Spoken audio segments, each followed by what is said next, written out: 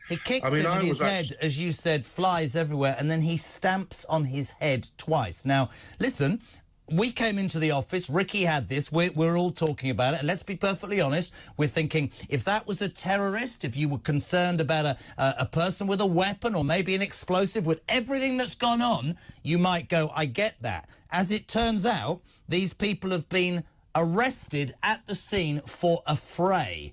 I mean, I have to ask you, police brutality or reasonable force? You're an ex-Met police officer. I would look at that. I would say that is massively distressing, massively brutal, and does not picture the police in any good way at all, Mike Neville.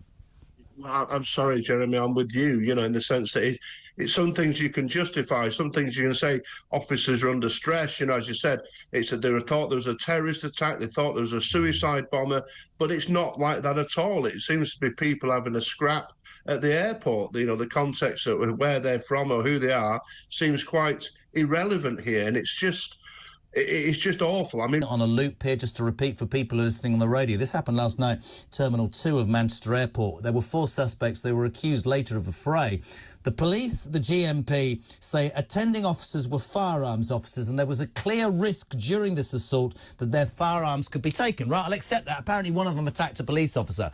But you put handcuffs on. What you can't see if you're only listening to this on the radio is a police officer literally kicking this guy's head, which flies sideways, and then stamping on his head twice. And a female police officer turning, and she looks to me to be very distressed, pleading with the person to stop filming on their camera. I think this is a major problem. And what it does, of course, do, Mike, is it causes a problem for all the good policemen and women who do a great job. They will see this, and certain members of the public will go, that is complete police brutality, that is not reasonable force, that is a disgrace. And I'd love, by the way, for people who are listening or watching, what do you make of this? 0344 499 1000, text to 87222. We have to call it out, Mike Neville, don't we? We have to. Yes, you have to. You have to be honest about this. For every 1,000 good police officers, there's a few who are not good at all. And this looks utterly dreadful. It looks nasty. It looks horrible.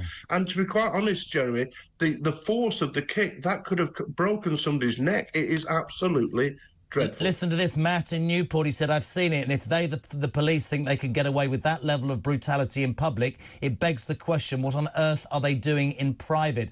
He says that footage of that copper kicking that person and stamping on his head is beyond awful.